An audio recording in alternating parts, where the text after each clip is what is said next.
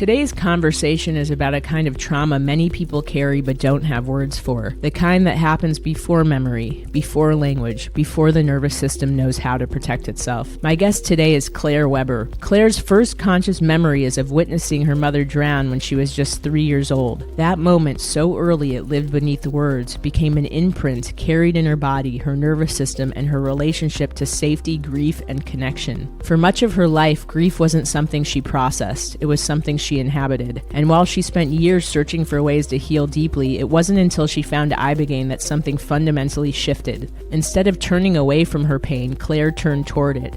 She devoted her life to understanding emotional release, grief, and the body's innate capacity to heal. Claire is an emotional release coach and hands-on healer. Among other things, she has a devotion and calling to work with military special forces veterans to help them de-armor their souls and remove war from their bodies. In this episode, we explore what it means to heal pre-verbal trauma, the kind of trauma that talk therapy can't always reach, and how Ibogaine can support profound nervous system repair. Claire shares her experiences at Beyond and a powerful moment afterward that revealed just how deeply her nervous system had changed, witnessing a serious traffic accident and realizing for the first time that her body no longer went into overwhelm or collapse. We talk about grief that lives in the cells, not the story, about what it means to reparent, or as Claire beautifully names it, to remother ourselves, and about her vision to one day open a center devoted to helping people rebuild internal safety from the very beginning.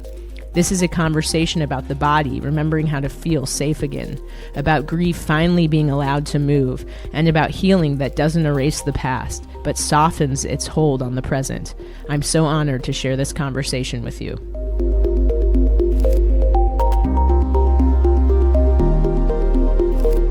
Well, thank you for being on Ibogaine Uncovered, and thank you for being a Beyond alumni and trusting us through our program, trusting us with your whole being in coming to us. Today I wanted to talk to you about an important subject that we haven't really covered yet on our podcast. It's around pre-verbal trauma. If you could, can you just share a little bit about one of your earliest experiences and memories with loss? Yeah, absolutely. Thank you so much for having me. And I'd love to share with you anything that can be helpful to people who may have experienced something similar to me. And my first memory in life was standing beside the pool at my aunt's house, and my mom and small cousin and brother were swimming, and my mom drowned. And firefighters eventually came, tried to resuscitate her, and she didn't survive. And so that's a very high level of the very first thing that I remember in life. Wow. And you were 3 years old. I was about to turn 3, so I was a month before my 3rd birthday. Mm-hmm. So how do you understand that memory? How do you, for people listening, I think a lot of people have pre-verbal trauma and they don't have the tools to look at it or heal it. I mean, I can only imagine how that affected your whole world. Yeah. Can you share more about the memory and what that felt like in your body, even if you can't remember visually what happens? The way that I have come to understand it as an adult, which has been helpful, and try to help other people understand what this level of shock is like for a child, is imagine if you were sitting here as an adult and out of the blue someone walked in and just shot me and killed me. Like, even as an adult, and like, we're friends, but you don't depend on me for survival and all the things, it would still shock you, probably for the rest of your life. There would be a certain level of shock of having witnessed something so out of the blue, so unexpected, so tragic. So put that in the version of a child who is completely dependent, doesn't even know that they're separate from their caregiver, their primary caregiver, their You're mother. totally trusting, and we just assume as children that our parents will be there forever, and then suddenly to have that ripped away. And that the world is safe. Yeah. So there's a lot of layers that come with that level of shock of something from one moment to the next in the nervous system going like the world can become lethal without notice. So, and at that level of development, the nervous system doesn't have any defense. It doesn't have that way of protecting.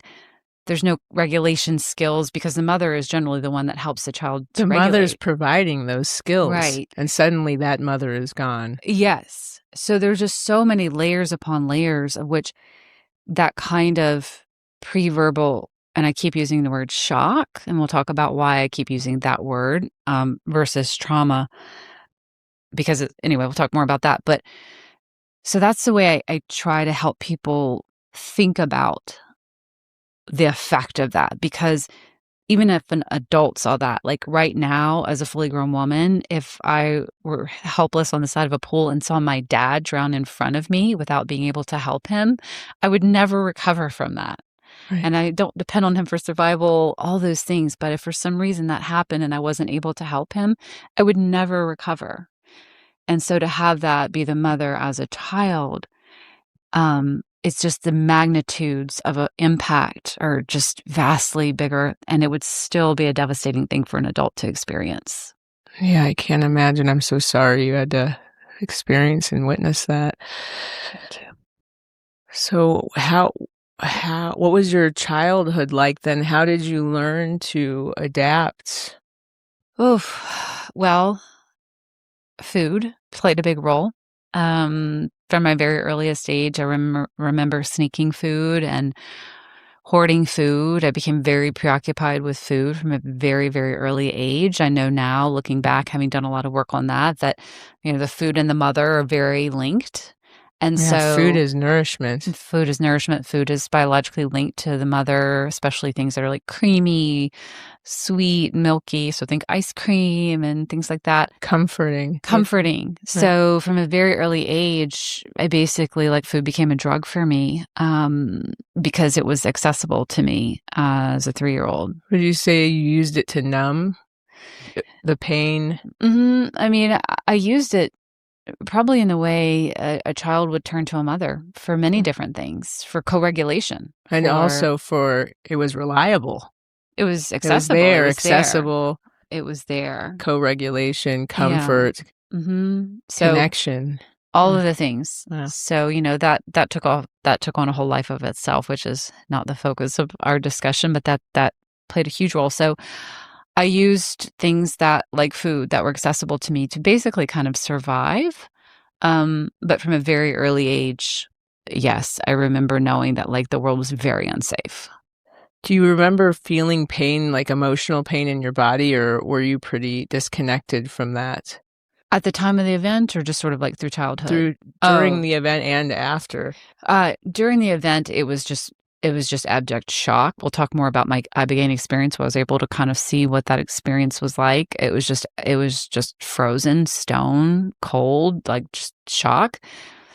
In my childhood, I was always sad. Profound, all through my life, basically, just profoundly, deeply sad. But you were connected to that. I asked that because I think a lot of people check out emotionally, and I just wonder what the feeling was like in your body on a somatic.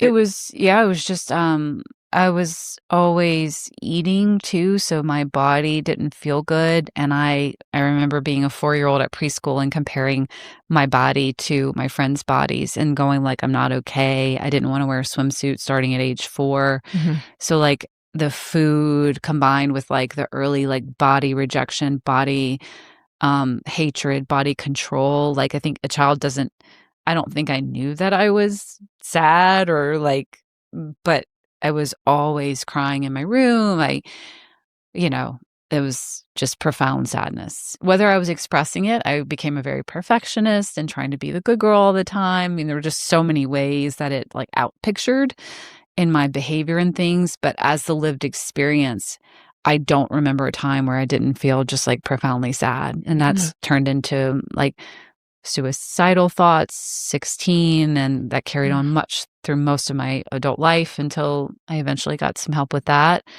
But Yes, I don't remember a time without being like, I wouldn't even call it sad. I would say like profoundly depressed. Oh, I'm Mm. so sorry. I'm curious how you went from, so there's so much grief, and as a society, like we know, there's not a lot of great ways to process grief, Mm. talk about it, share. No. There's not a lot of discussion around or planning for dying or for Mhm. loss in Mhm. general.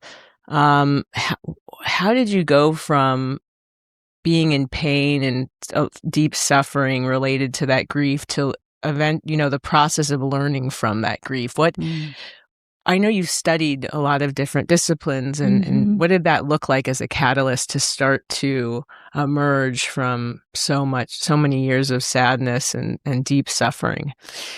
Well, as for so many of us, my greatest teacher was pain and suffering, and to the point where I wanted to die, and like where that was just the only option. And so I decided not to die. So it was like, how can I survive then? And that became my lifelong and is still my lifelong kind of dedication, and where Ibogaine sort of comes into the picture. But really, a turning point happened around age 28. I was, it was not new to me, but I was profoundly suicidal. And at the time, I thought that my food and body issue were the problem because I had always blamed everything on my food and my body. If I could Mm. control my weight, if I could be smaller, if I could be thinner, everything would be okay. I kind of put that as like the object of the problem. So I got into 12-step recovery for what I then referred to as food addiction. I have a different understanding of that now, but that was a huge, huge, huge lifesaver for me because for the first time I had support around like why I was using food in all these different ways. And I stopped using food in all those different ways, and I was able to actually really get support through the 12-step fellowship and people to start to really heal on the inside. And what happened from there is I kind of took on the grief journey as though my mom had just died. And so I took on the grief Mm. journey and like actually had a funeral for her. Like I never got to go to the funeral, I never got to say goodbye. So, and I would say, since then I've been in the same that we all go through when our parents die. Like I think it's a loss that we're not supposed to ever get over. So you finally were able to go through these rituals that Mhm. you didn't get to as a child, and you started that process to be able to grieve and Yeah, release and love and probably feel on a deep level. totally. And I'm curious what were some of your belief systems like around the loss or around yourself and the deep Oh, sadness you had, yeah. that getting into 12 step and later with Ibogaine helped show you were not true ultimately. Mm. Yeah, I think this was the biggest piece that Ibogaine helped me around. The core belief was that, well, first of all, that I'm completely worthless. Like I'm just a worthless human being was like at the core fundamental. It wasn't like logical or anything. It was like I'm a totally worthless existence. And looking back, like a child whose mother didn't even think she was worth sticking around. Kids don't have a Yeah, you logical didn't thing. understand it was an accident. No, no. So like Maybe that, she left you on purpose. that's how it kind Yeah. of encoded in my system. Like I'm just worthless. Oh, So that was a deep, deep, deep beneath the conscious kind of layer. subconscious. But really, what Ibogaine showed me was that this other really what I call the most expensive core belief that came from that experience was, um, people are not here to help me, and I'm all alone. And we can talk a minute Like, I in a can't minute. trust others. I'm here by myself. I can't ask for Nobody can help. help me. I'm a help. It's Nobody's here to help me. is it, sometimes we see a lot of people who believe I'm not worthy of being helped. Yeah, that was probably in there too. But it was really this profound thing of being alone in that experience of That such a nobody profound else could shock. help you in that Yeah. experience. And we'll talk a minute about how Ibogaine helped with that. But those were some of the really core, deep, beneath the conscious core beliefs that got encoded into that from that shock that really had shaped my whole life. So you felt stuck in these belief systems and ideas and patterns before you essentially came to do Ibogaine. Yeah, and fast forward, from age 28 to now, I just did Ibogaine a few months ago. I had done everything. You referenced this earlier. I've done everything. I've done neurofeedback, which literally saved my life. I can't say enough about neurofeedback. I don't want to go on too many tangents here. EMDR, all kinds of talk therapy, 12-step recovery for 20 years. Movement. Lots of movement, somatic movement, all kinds of grief processing. I've worked with various indigenous people on various rituals. So you went to the bottom of the earth to find all the best modalities to really get to the root of what is called in our society pre-verbal trauma. For those, everything. So you tried it all, and you said EMDR saved your life. For those listening who, Ibogaine isn't always so accessible to people, can you share a little bit about how EMDR was helped in ways, but maybe didn't? Yeah. So neurofeedback was the one that I said saved my life. EMDR was very helpful too. What I would say is that the things that helped me survive, to not kill myself, basically, and that did actually move the needle, were things like EMDR and neurofeedback. Why do you think? Because neurofeedback works on the electrical circuits of the brain. And I learned as I was going through it, there's a wonderful book called Neurofeedback for Complex Childhood Trauma. And I learned in there that neurofeedback actually helps to rewire what's called the mother circuit in the brain. There's actually a mother circuit in the brain that the child generally, if things go well, they literally download from their mother how to create this circuit so that they feel an internal mother in their brain and in their nervous system. So they grow this internal mother through their mothering them. They basically it rewires their own circuitry or builds circuitry, so they have this internal sense of mothering. It builds a circuit in the brain, so you have a framework and a context for like an internal mother. For I am safe.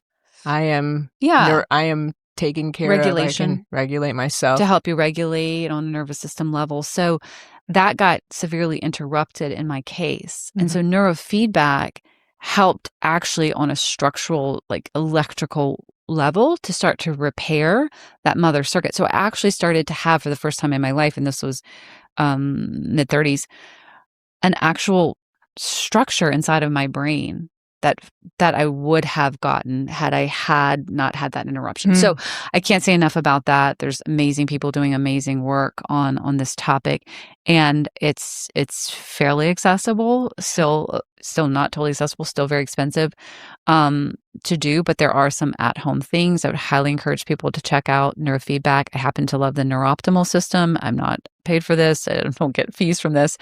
Neuroptimal changed my life personally. I think for people listening, let's talk about food as a symptom of of trauma, of early childhood trauma, or how did AA help you access faith? Has that been an element? Because personally, I went to 12-step for a short period, and I got a lot out of it related to connecting to something greater. And also remothering myself through that connection. Was that your personal experience? I would say that the through line in my whole life, starting from age 3, has been, and the thing that has saved me, these modalities and things I can talk to you about, but it has been something greater than me. I call it God. I from a very early age, I had a very close relationship with God. I think in that moment when the tragedy happened, I left my body and I went straight to God, because I was like, nobody can help me here. Like, there's no people, there's nothing. I'm completely alone. So I think that's just what happens. I went straight to a higher power. And that has definitely been the biggest influence in my life, and still is to this day. So I think that my 12-step experience definitely helped to really anchor that in, like a reliance on something greater than myself, for sure. And I would definitely say that's the thing that has really saved my life and enhanced my life and made my life really beautiful today. And probably made it an easier experience, or maybe readied you for Ibogaine also. So let's talk a little bit about the somatic shifts that you felt happening during Ibogaine, moments, sensations, emotional releases where you felt that your nervous system was resetting? Visions, if you want to Yeah. share. Yeah. So I think if I tell one aspect of it, it will clarify a lot of these questions about how Ibogaine actually helped me with this preverbal shock. So I sat with the medicine 3 times. I did a fractional dose. And in the first dose, it was a very psychedelic experience. My other doses were different. But basically, Ibogaine showed me kind of a 3-part drama, revisiting this memory of watching my mother drown. And I'm going to tell it to you now the way I saw it in the first time. So I was getting into the medicine, and you have, for people who don't know, you have sound canceling headphones, and you have an eye mask, and you're in a very safe and secure setting. There are ICU nurses there with you. The setting is very, very safe for many reasons. And for me, it gave me a lot of emotional safety to be able to really give in to the medicine. You felt like you could go there because you felt physically safe. Totally. And psychologically safe. Totally. So even though it was kind of a scary, disorienting experience as the medicine started to take hold, I felt well prepared by all the things that the coaching and stuff leading up to it. And then I felt like when I started to get scared, I could remember, like, there are nurses here, everything's okay. So I could really surrender into it. And what happened there's music, there's a playlist on, and there was a song, and it went, woo, woo, woo, and it was the sound of sirens. Wow. And as soon as I heard that, I raised my hand to ask the nurse, like, come hold my hand, because I knew where this was going. And what happened is all of a sudden a fire truck slid into the scene, and I heard radios, like a radio dispatch going over 30-year-old woman, non-responsive children, and it was like radio dispatch talking about the scene of my mom's death. And you didn't really have memories prior, I did. right? Or you do have did. memories? Yeah, I had very hazy memories. I remember a fire truck, because in my head I remember thinking, like, there's no fire. Why are my brother was a year older than me? He had fire trucks, so I knew what a fire truck was, and it was like fires, and it was you like, were there's no confused fire. Yeah, there's definitely memories I have of, like, I remember my mom floating face down in the pool and my brother shaking her. We thought she was playing a game with us, and so he kept going, like, okay, mommy, it's not funny. You thought she was joking. It's not funny, mommy, wake up now. And so we thought, these were these imprints of seeing her, and I remember, like, that feeling of, like, oh, this isn't a game anymore, like, something's happening, like, that I very much remember. She's not pretending, she's not playing a game, and she's not waking up. My brother start to notice him panicking. Like, oh, it's not funny anymore. I remember that. And I remember like a nurse jumping into the pool. I think it was a neighbor. My cousin went and got the neighbor or something like that. I don't remember all the details of it, but I remember thinking, like, why is this woman jumping in the pool with her clothes on? She has her shoes on. Seeing the firefighters, like, try to resuscitate her. I didn't know what that was. And it's like, what's happening? So I remember these sort of, like, clips of things. Moments. Yes. But it was my first moment, my first memory. And I always, like, I remember. Right.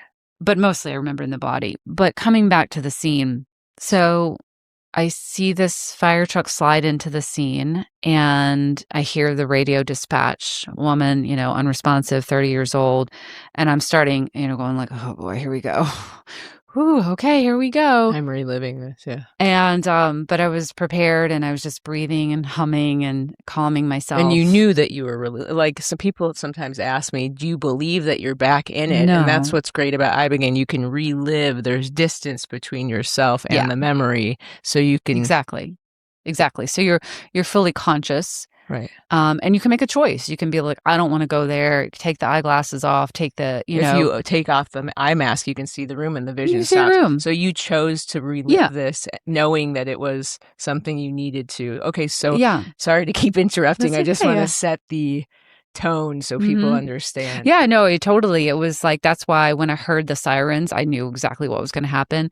And I raised my hand and had the nurse, and he came and sat next to the bed. Someone for emotional support. He was holding my hand. Oh, beautiful. So the whole time I was lucid that, like, I'm at choice here. I can decide what happens here if I don't want to go there. But Lil was like, this is what I came for. You know, I didn't have the specific intention for that, but I came to see what the medicine had to show me. And the number one question I had for the medicine, I should talk about that for a moment. The preparation is so amazing because I was encouraged to write down questions if I were going to be able to talk to my highest self. What would I want to know? And my primary question to the medicine is, what is my most expensive core belief and how can it be healed? That's what I was there to know. And so, what am I believing that's not true, essentially, and how do I heal it? A most expensive one. Yeah. That's costing me. That's costing me the most in my life. Damage. Mm-hmm. Yeah. Like I knew there was some I knew about core beliefs. There were some, but I wanted to know, like, what is the most expensive one and how can it be healed? Beautiful. So coming back to the scene, so the fire truck slides in, the truck dispatch going back and forth. And then, this was wild, I hear a male voice narrating. So it's like I'm watching a movie and it sounds like a male narrator. And he says, man, it was the worst scene I ever responded to in my whole career. There are at least a couple in every firefighter's life that you never forget. And this one stayed with me forever. And so I'm realizing that I'm actually revisiting the scene through the eyes of the firefighter that responded to the scene. And so I'm like, oh, wow, okay, it's just kind of breathing. And I see the fire truck. I see like as though he's walking, I hear his boots crunching and he's coming closer to the scene. And I see my mom in the pool floating face down. And I see myself on the side of the pool and my brother on the side of the pool. There were like cousins and things too, but this is what I saw in that vision. I saw the two of us standing by the side of the pool, just stones.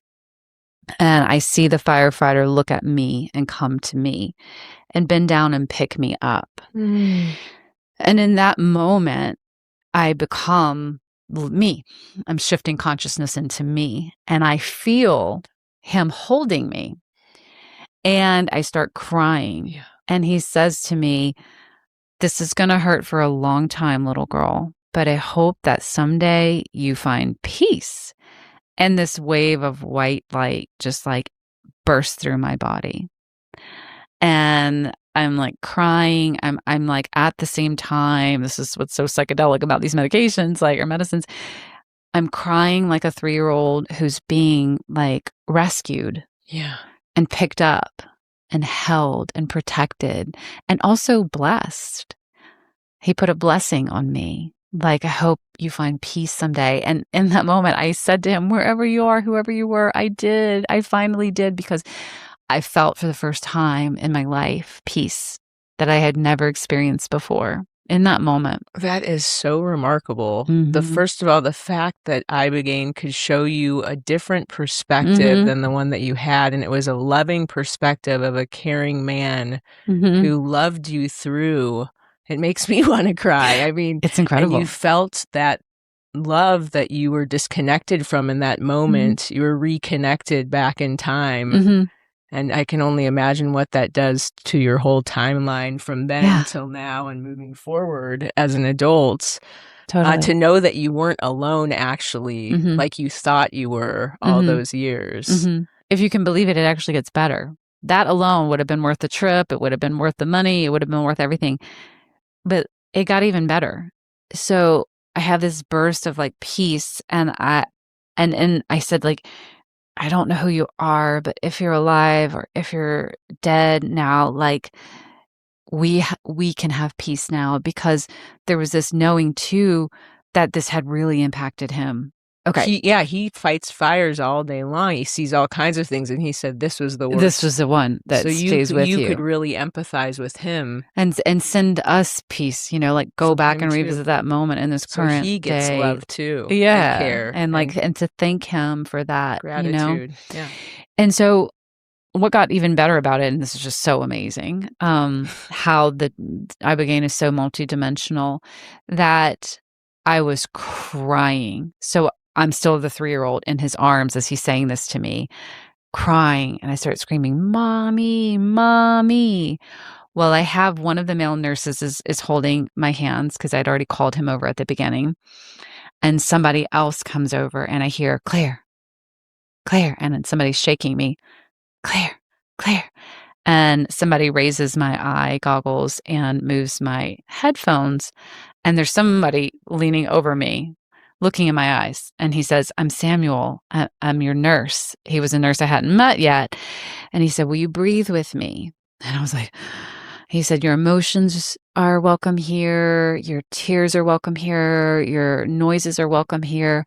I just have to make sure that you're not being re-traumatized by whatever your experience. So I just want to check in with you and help you regulate a little bit. So I look up and I have these two amazing men, nurses, like ultimate heroes, holding my hands, saying to me, like, we're here with you. You don't have to suffer. It's all okay. And so that actually was the most profound thing, because I realized in this moment, I am in a psychedelic experience, living as a 3-year-old, re-experiencing something with a male firefighter coming to my rescue, bringing me comfort and protection and solace and blessing and care. And in my real life today, I am holding the hands of these two amazing male nurses who are saying, like, you're not alone. We're right here with you. You don't have to suffer. You don't have to re-experience. It's all over. It's okay. So that is literally the thing that completely changed my life. On a then basis, on a nervous system basis, my system got to complete the loop. It was like a fire alarm rang in my nervous system that's been ringing my whole life on a nervous system basis. Like, things are not okay. Everything is dangerous. At that level, in the Ibogaine, it turned off the fire alarm. And then in the lived experience of today, it turned off the fire alarm. So I had these two totally different dimensional, same experiences of these amazing men coming almost at the same time. At the exact same different time. stages in your life, one now and one then. At the same time, having this like reminder that like, and so then when they put me back into the medicine, coming back to the core belief, the medicine's so incredible. It showed me, it was like a pointer, and it said, the core belief is people can't help me. I'm all alone. It was like pointing to this belief, and it showed it to me unraveling.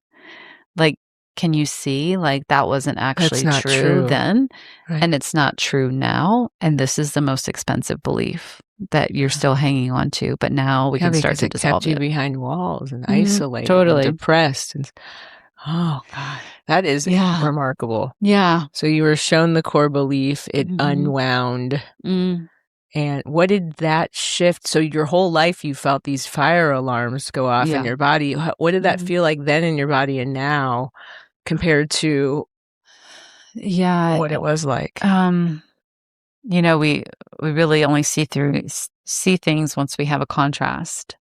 And so the contrast for me is very new. I'm just 2 months out of Ibogaine, where I start to, for the first time in my life, have a contrast where I actually feel safety in my body. Like, and I can see now looking back, I always felt an intense sense of being hypervigilant on like a physical level, like always like just what's happening, never safe, always just like shocked. I know now. Like, just like you lived in a state of shock for many, many decades. Yeah, in a state of shock, but I didn't know that. Yeah, it's all you knew. Yeah, it's like it's literally like in my nervous system, like a huge alarm bell was pressed, and it never got unpressed. So my whole life, it's been going like, everything's not okay. The world is unsafe. Everything's dangerous. People are trying to get you. Nobody's here to help you. And you just thought it was normal. Yeah, I mean, yeah, I adapted to it, and of course, I'd done all these things to help myself. And those things helped me with the grief of not having a mom, because that alone is, enough to deal with. The grief of not having a mom, and a lot of the things around like the attachment rupture of that, of losing a mom. But nothing addressed the shock. Yeah, the shock of suddenly watching her being taken from you in that moment, witnessing it. The shock of witnessing something so traumatic without other adults there to help you co-regulate, and then the aftermath of that too. So that's why I wanted to talk about how it addressed the preverbal shock, because there are a lot of people out there talking about and doing things about preverbal trauma. which are incredibly important and I think did help me to some extent. But I always felt like I was crazy because a lot of the people who did have good intents and tried to help me with this, they would actually send me into very dangerous states of dissociation because I don't think they understood, and I certainly didn't then, the distinction between a preverbal trauma and a preverbal like abject shock. Because a preverbal trauma, for example, would be my mom died of cancer at age 3.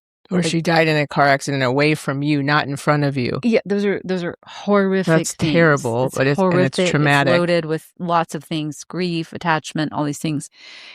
The distinction here is like the shock of witnessing something like that. And many children do, whether it's the loss of a parent, it doesn't have to be as extreme as seeing a death or the death of a mother. But I really wanted to highlight this distinction for children. The nervous systems are so undefended, they're so unguarded that anything that we might experience as an adult, and if we multiply it by 10 million, that's the effect that it has on a child that will last their whole lives at a nervous system level, unless something profound happens to them or they have the right kind of therapies kind of growing up through it. I don't really know. I'm no expert on that. And not here to talk about anybody else's experience except mine. I just know looking back now how expensive this has been for me in my life, which we could do a whole other podcast about what the consequences of this for me have been in my life and how this core belief has really shaped my life. And what it looks like now is I actually have a whole wall in my house called "People Are Here for Me and People Can Help Me." And This every is time new? this is coming back from the Ibogaine, like, how do I heal this?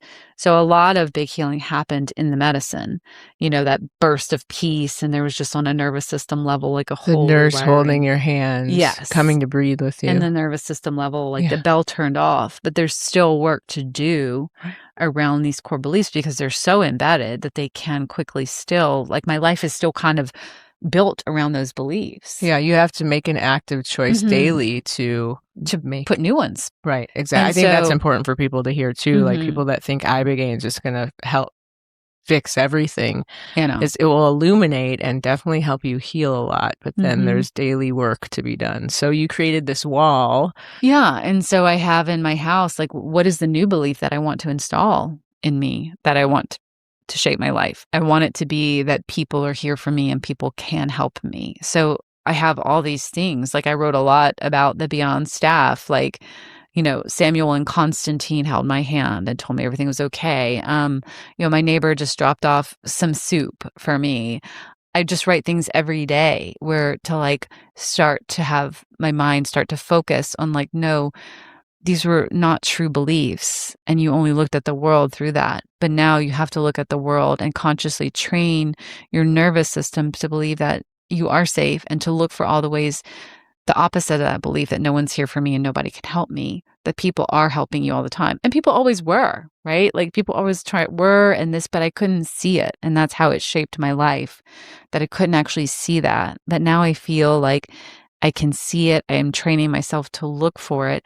And that is what I believe is going to install this new belief, and what my life will then be shaped around that one. That's my hope. That's my theory.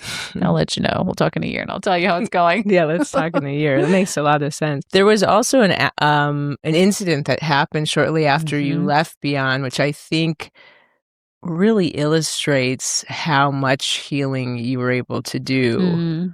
It would be for most people a shock, right? Yeah. Can you share a little bit about that and what you noticed and how you would have probably responded in the past versus now after your Ibogaine experience? Yeah, so this, I mentioned this earlier, that Ibogaine really worked in a 3-part episode with me. One was deep in the psychedelic medicine. One was sort of in real life, just coming out of the medicine. I actually relived the psychodrama outside of the pool at Beyond with nurses and got to actually in real life kind of work it out. I'm not going to talk about that one, but that was amazing. But the third part was like home from Beyond, not in the medicine, real life. And I really believe that the medicine like orchestrated this real life situation. I was coming home on Christmas night, and the car in front of me slammed on the brakes all of a sudden, and I swerved out of the way, and I looked over and I saw a person in a wheelchair that had been hit and was scattered all over the road. I didn't know what had happened. And I felt a very old familiar feeling of like freezing coming up over me and like shock, like, and then it subsided because a thought came like, what should I do? And I was like, call 911. And so I did. I took an action. I called 911. I said what I saw. And soon I heard sirens.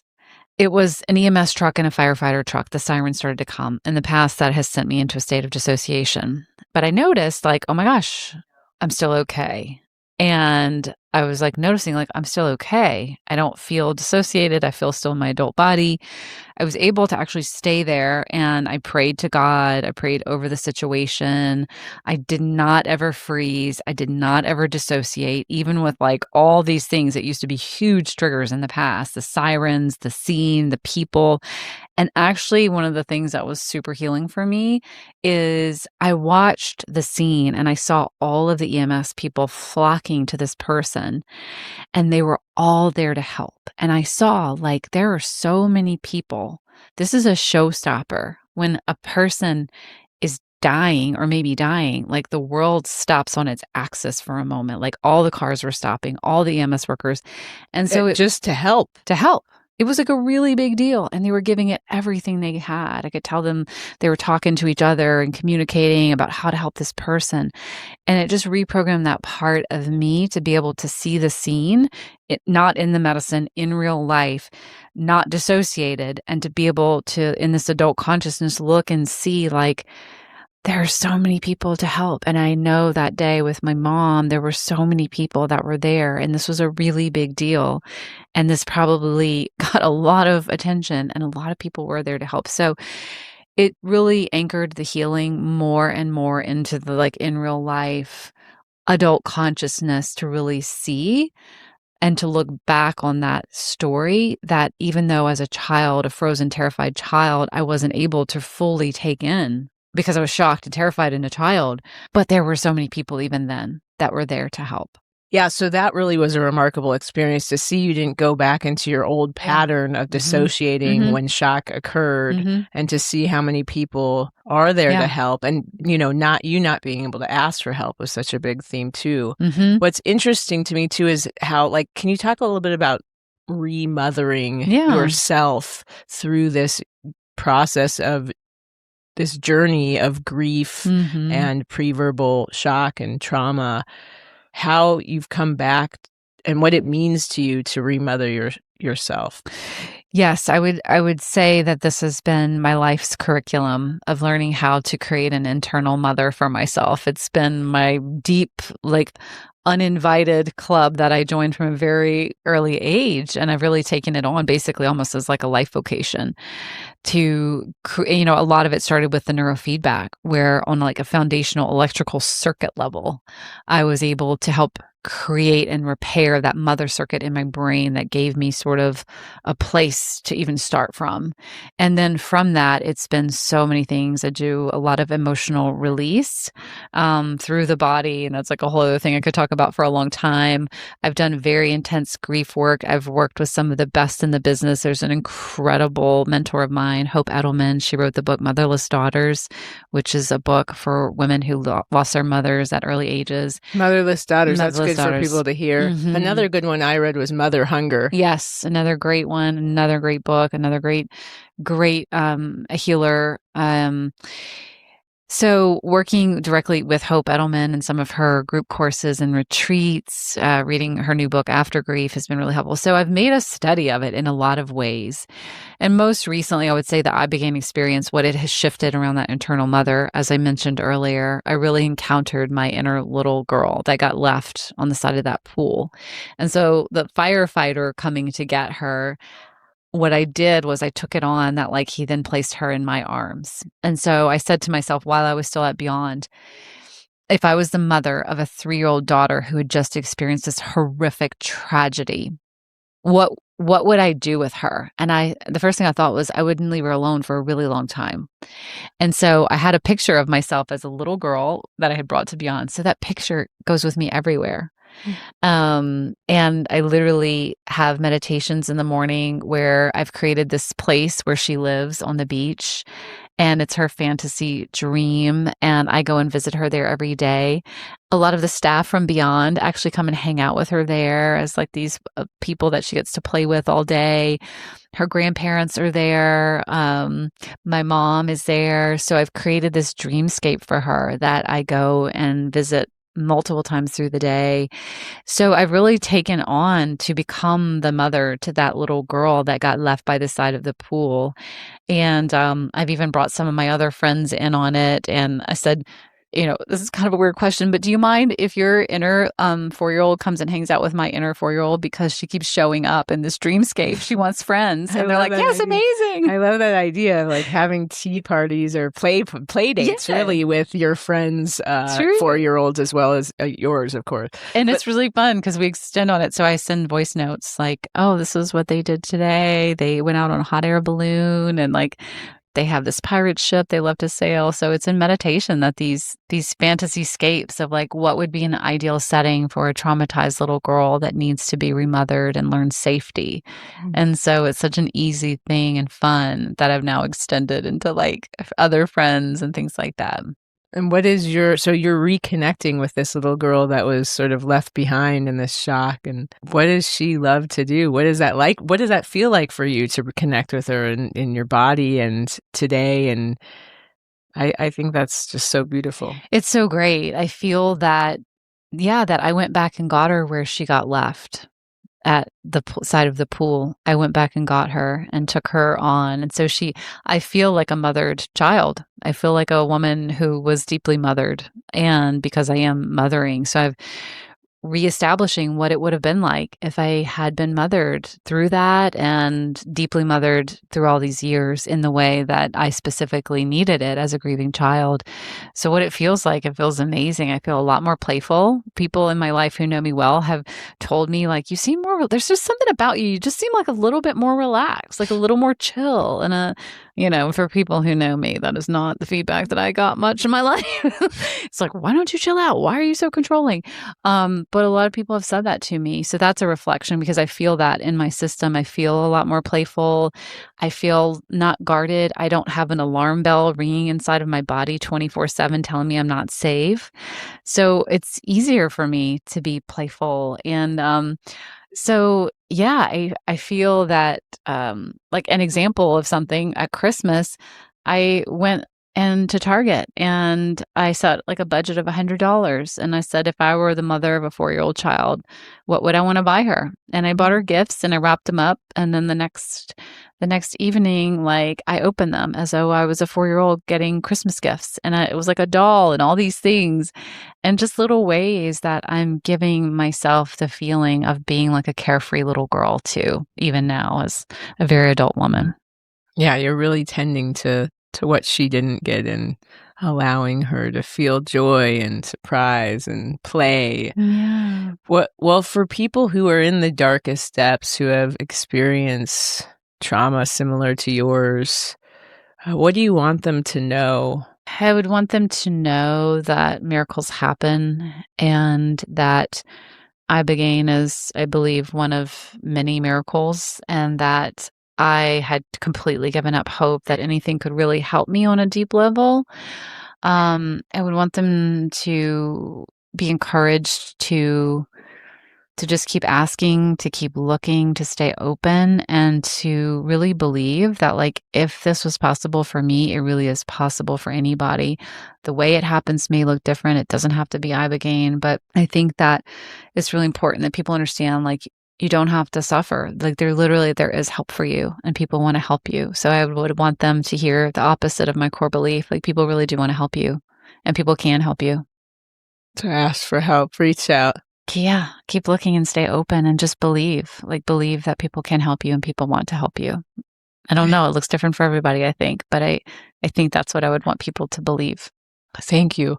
So where can people find you in the future if they want to connect with you? as a resource. Yeah, absolutely. They can find me on my Instagram page, which is Bonjour Clairefontaine. It's bonjour, like the French word hello.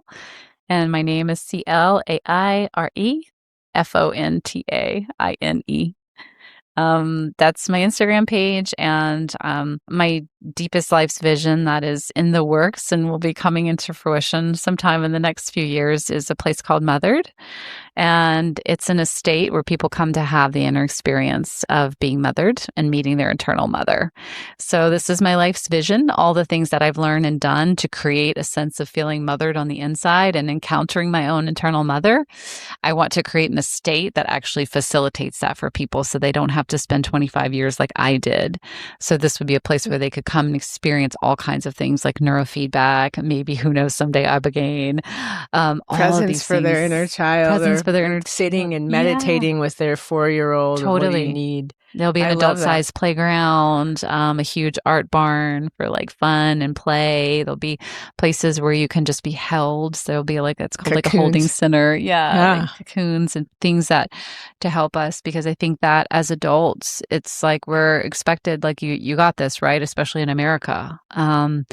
But I think about things like at times when I've gone through a horrifying breakup. It's like I just want to go to like this place where I can be held, where I can cry, where I can there's so many spas for the physical, but there's really nothing where you can be deeply mothered psychologically with all the support that's needed. Well, yeah, and Ibogaine is one of the closest places I've ever been where I felt that from the staff and the setting and the warmth. Yeah, from beyond, where I actually felt that sense of being held and mothered. And so I think Beyond is an amazing example of like what's possible. And this would be an extension of that with the explicit intent of helping people to encounter their internal mother. Wow, it's much needed. And, you know, we would love to support any way possible. Thank you. Well, you have in a big way. You have. I thank you so much, Talia, for your journey that led you to discover Iboga and all the things that you've done to inspire this incredible Beyond. Thank you so much. I really I'm indebted to you because this was a piece that I had even given up on finding help for. I didn't even think it was possible. So yeah, I really want people to know. You're so welcome. Thank you for saying that. I want people to know that they should never give up, that there's always hope and